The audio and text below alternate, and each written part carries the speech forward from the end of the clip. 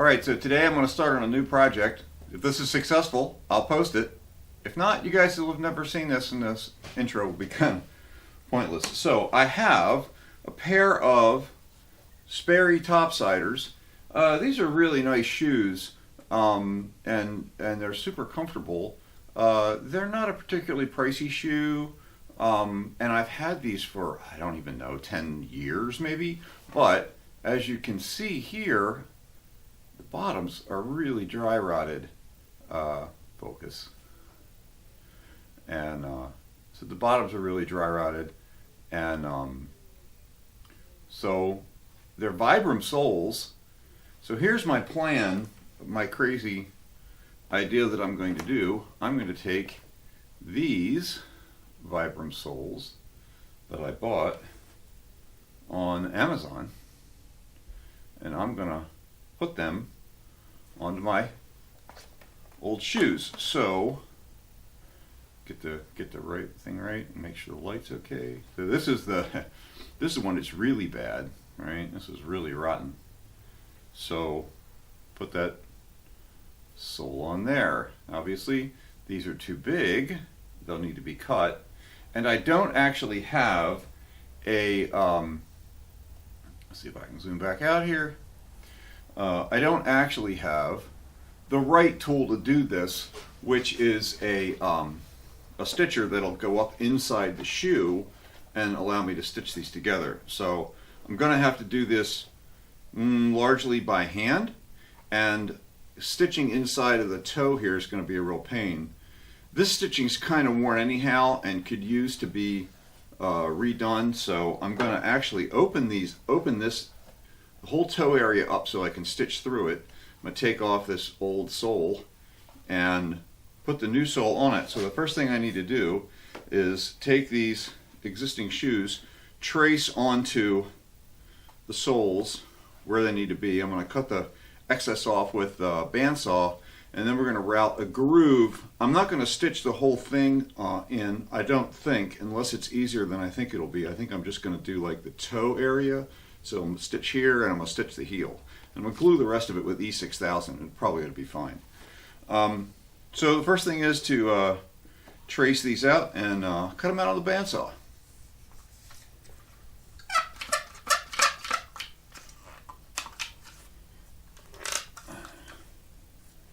Hold it in place, move.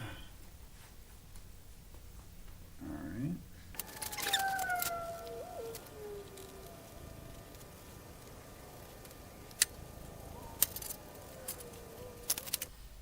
Well, there's the first one.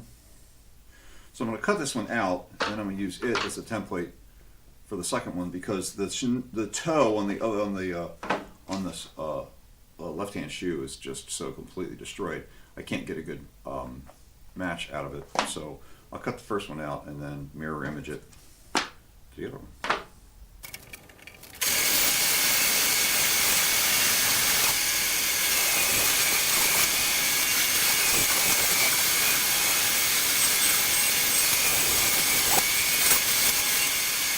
So that one is good as can be expected. Bandsaw is definitely the right tool for that job, and I have a belt sander, a 6x48 belt sander too, so I can clean it up on that when I need to. So then we are going to mirror this onto the other one.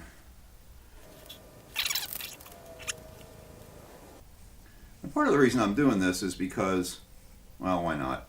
I got a gift card from somebody for Christmas for $25 from Amazon, and the soles were $30, and with shipping I ended up with $6 out of pocket. So I figured this is a $6 experiment, and what the heck.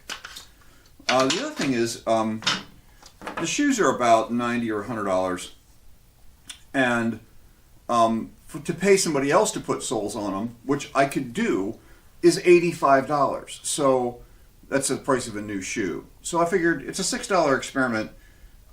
It's too cold to work outside. I do have another project that I'm about to start.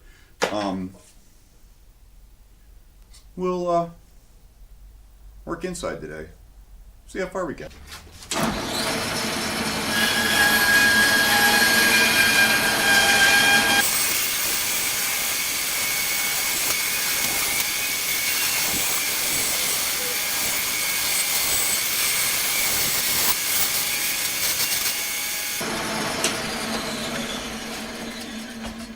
So the next trick that I've got to do is, if you can see, and you can see this on pretty much any shoe. Let's see if I can tighten in and show you what I'm thinking here.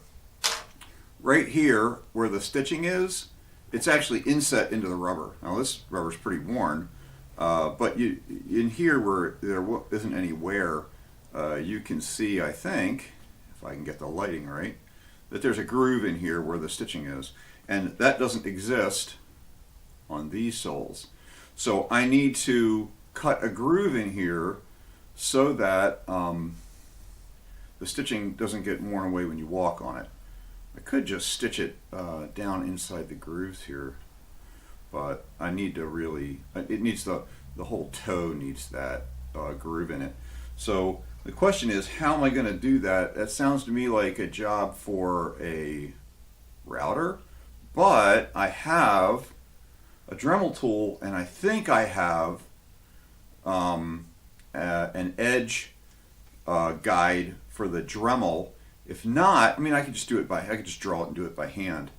I may try either one. Let's see if I can get this edge tool. If not, I don't think I have a router bit small enough. I'd need like a 1/16 of an inch wide router bit. I probably have it for the Dremel. So I could put the router in a router table, and then I could hold that edge a consistent width. But I think I have the right tool for the Dremel. So let me go see.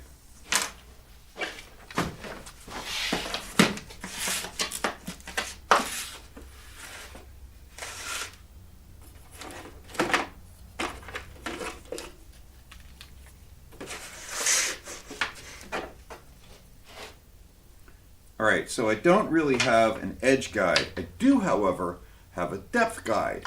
So if I put the Dremel in here on this depth guide, then I should be able to just do this by hand, but have it all cut consistent depth here. So let's get that mounted.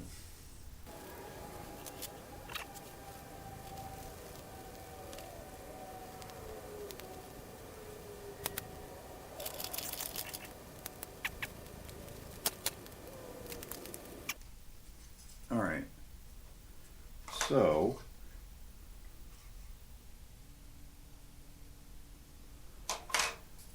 I have the depth stop on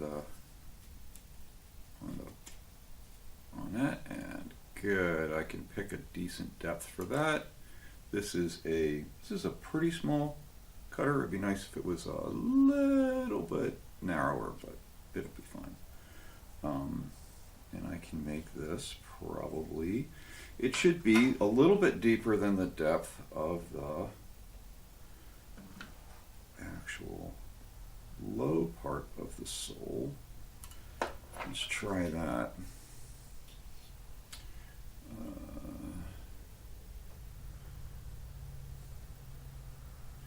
A little bit more.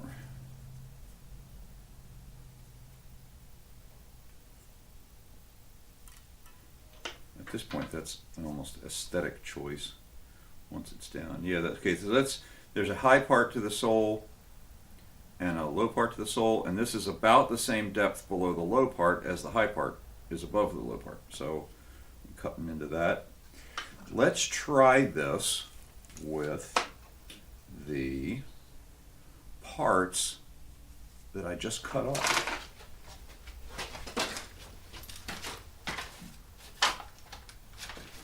Yeah, so this is one of the pieces I just cut off of there, and we will try it with that.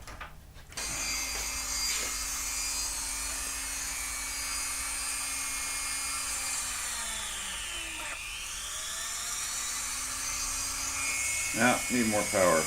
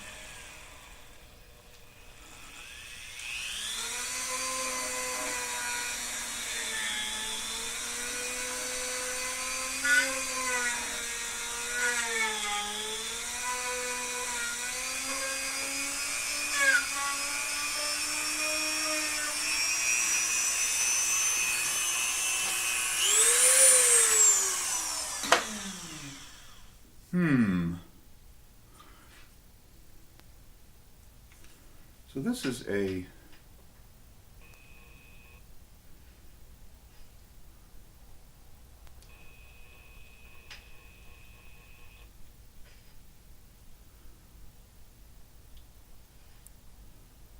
that's weird.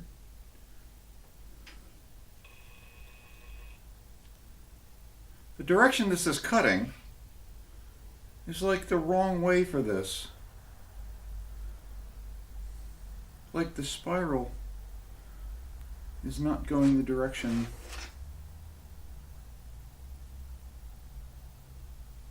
that it thinks it should.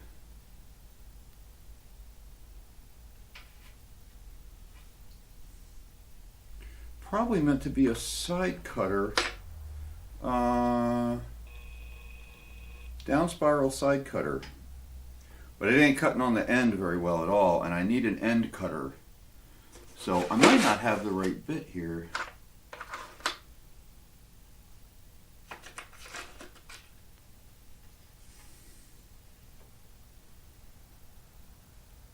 I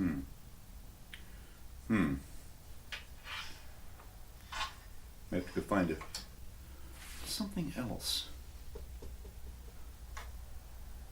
So I have a 1/8 inch round-ended cutter for my router.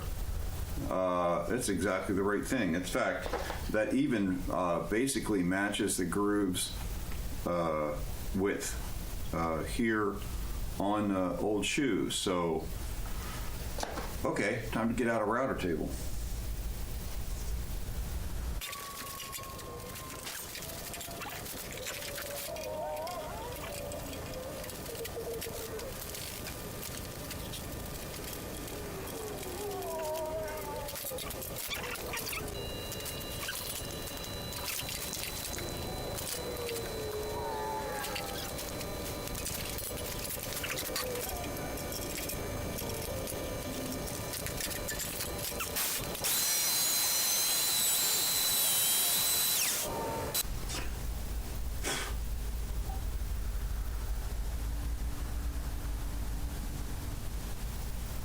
So I did a quick test right here, and it's not a super clean cut, but it works and it doesn't burn. So that'll work. Let's get this mounted in the table.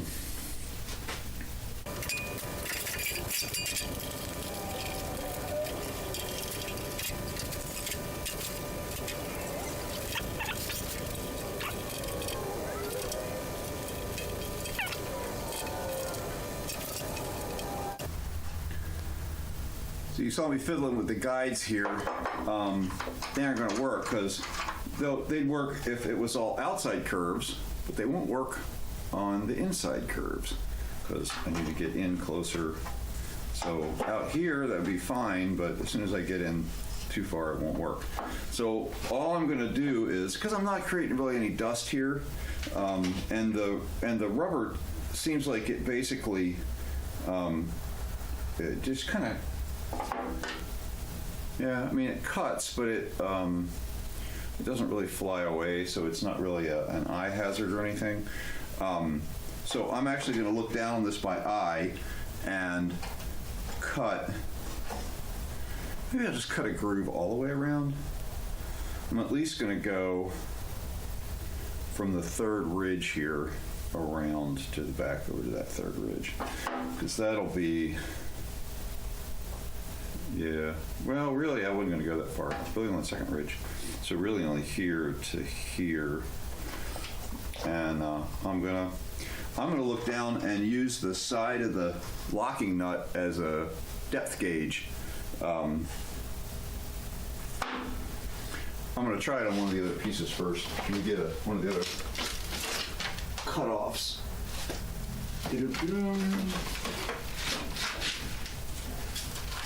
All right, I chucked them on the floor behind the bandsaw. So I'm going to try it with one of these first. Kind of get my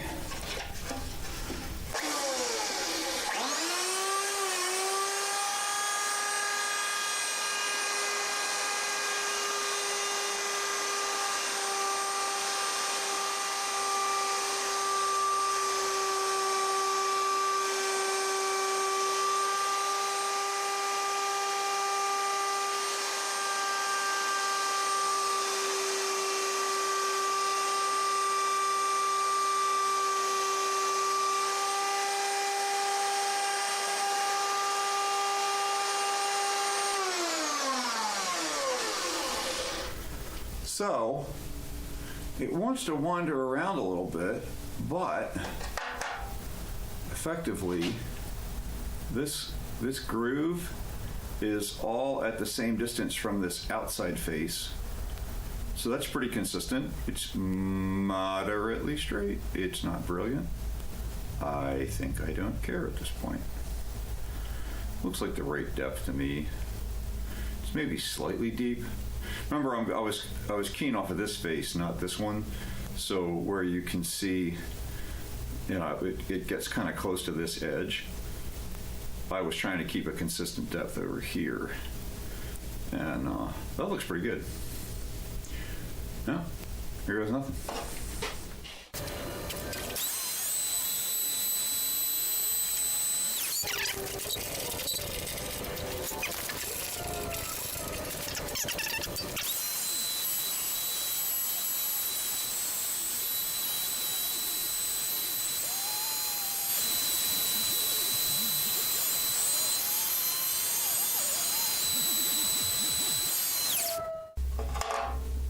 It doesn't look half bad. I'm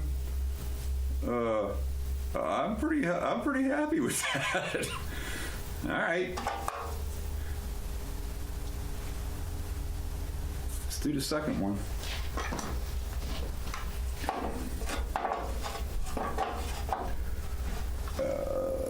Mark it in the same place.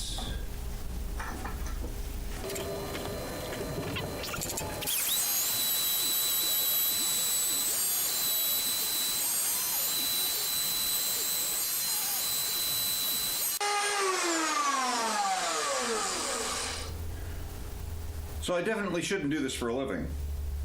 But heck, man, that ain't bad. I'm a little shocked that worked anywhere near as well as it did. Okay. Wow. Let's get this out of here.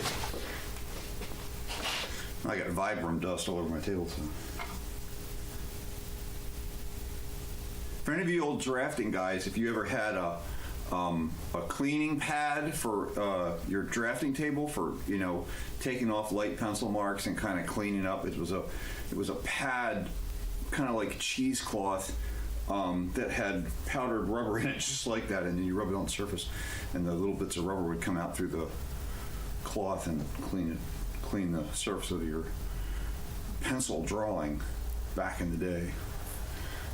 I did that did drafting in junior high, and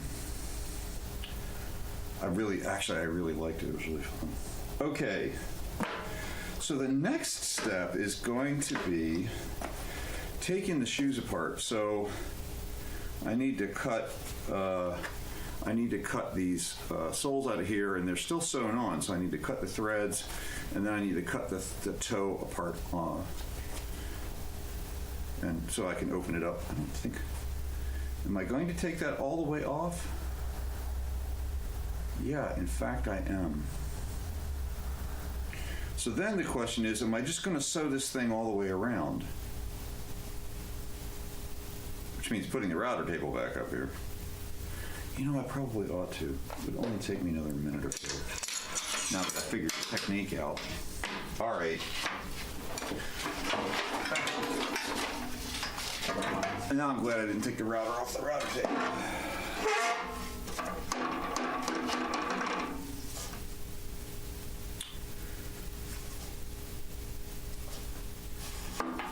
Can I really get all the way in there? Yeah, okay. These won't get in the way. All right. Screw it back down. See, I didn't think originally that I was going to take this tongue all the way off, but the tongue actually is only sewn onto right here, and then it's a separate piece of leather, and I hadn't really looked at the construction yet, so undo the laces and just take this actually all the way apart. I wasn't going to, but I've changed my mind.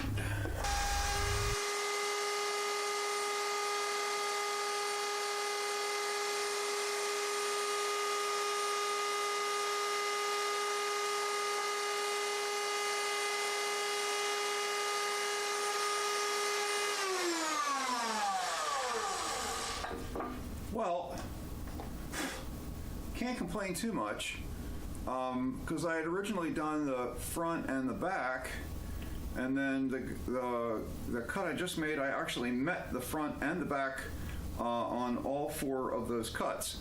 So it's not super neat. It's not the right tool, but it did the job. It did the job I needed to do and cut that groove. So then the next question is, how am I going to stitch it? And I have 2 options. I can either stitch it by hand or I can stitch it. I do have a big industrial sewing machine, and it should actually just sew through this. I wouldn't actually use it powered. I would just crank it by hand and do manual stitches. But I know that doing that, it'll go through 12 layers of canvas. So actually, it'll go through 12 layers of canvas at speed. So my idea is to sew it with the leather side down. Once I take this off of here, then I can get to all of that, and sew it leather side down so I can see where the needle's going in the groove here. So that might work. It also might not, but we can try it and see where it gets us. So I determined on the sewing machine upstairs, let me see this red thread right here, that sewing machine will go right through the Vibram, no problem. But I don't have enough height. The needle won't rise high enough off the platen to get back here in the thicker part where the heel is. So I can do the whole toe. So I can do, I can do everything on this from here all the way around, but I can't do past about there because all of this back here is too thick. So I can do half of it by machine, and I can do half of it by hand. Just a little more than half by machine. Couldn't hurt. I'll have to string the machine up with a heavier thread than this red that's in here. That was for a tent that I did. It needs to be, like artificial sinew or something. I think I have enough of that, and I think that I can string it through that machine. Hopefully I don't have to play with the tensions too much. That thing's really complicated. It's an industrial Juki. You can see elsewhere on my channel we making a tent. My friend Mike and I made a yurt for him. So the next thing is to take the current shoes apart and see how far we get there. So I got the soles off, and as it turns out, there's a cushion block here at the back end of the heel, where the heel is, and focus. And so I'm going to need to, groove these out so that, I have a place for that foam to go, and I can use the existing old heels as a template. Although I don't know how I'm going to gouge out that much. That'll be interesting. I don't know how to do that yet. So I says to myself, I need to carve a hole in this piece of Vibram. And, I'm a Christian, and usually WWJD would be, what would Jesus do? In this case, I said, what would Jimmy do? What would Jimmy DiResta do? And first thing Jimmy DiResta would try is he would take a sharp knife to that thing. And so let me show you what we got here. I literally just took an X-Acto, cut across, made like a hash about the right depth, and then came in flat and carved it away, and that's just basically the right thing. And that heel fits right on in there. And a little inspiration from Jimmy DiResta. Thanks, Jim. All right, so that's next problem down. You know, I think as I look at the stitching, the width of the stitches is, I don't know, probably quarter inch, maybe 5/16. The sewing machine is going to make stitches that are really, really close together, and it's probably not the right thing that I want to do, so I probably just want to sew these all by hand. But now that I got the groove in there, I can probably just use a hand stitcher, so I want to try that first and see how we get.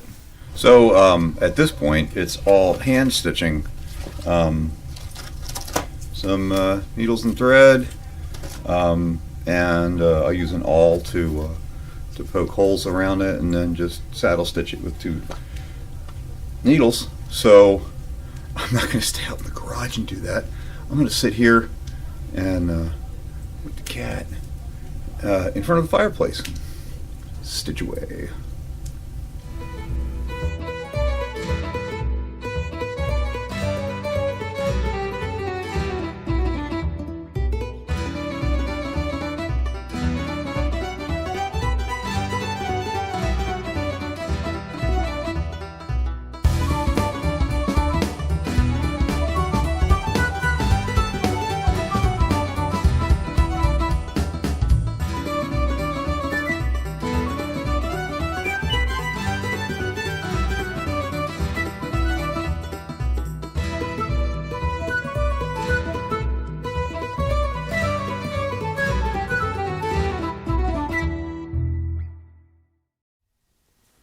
So, no kidding, 4 hours later, I have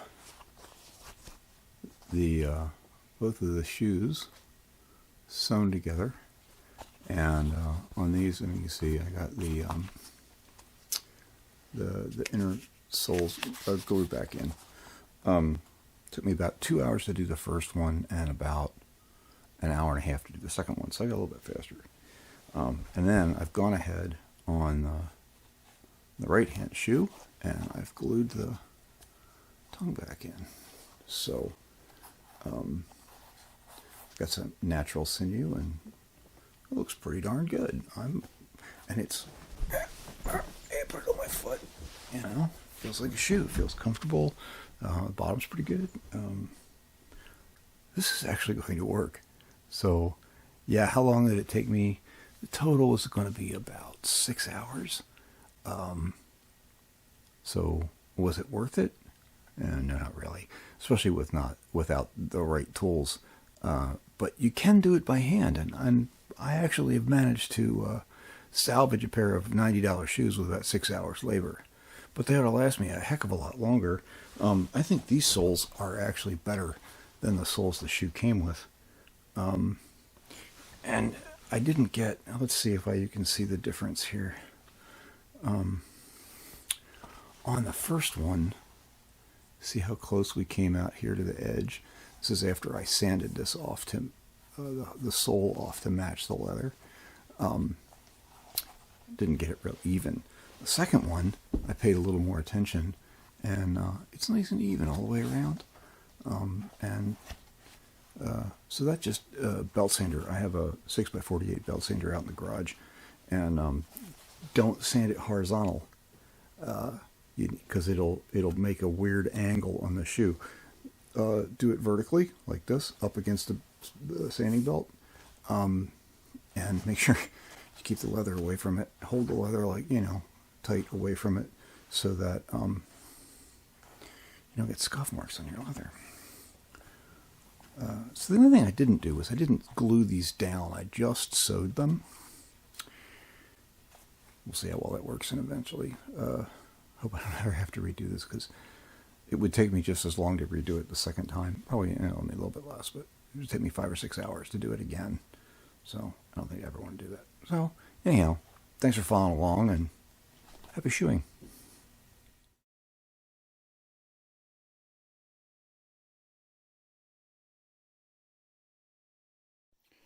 I'm not going to be able to really film this while I'm doing it, but right under the toe, like right under here, there's a really hard lump underneath. I didn't either either the underneath supports didn't the padding either bunched up or something, but I can't I can't wear it because it actually bruised my foot while I was wearing it. But I think I can get in there because I didn't glue the sole down to the upper. I can get in there with my my Jimmy DiResta ice pick and actually manipulate the material underneath and hopefully get rid of that lump. So thanks, Jimmy. Haha, success, it worked. Nice smooth feeling underneath. Back in action.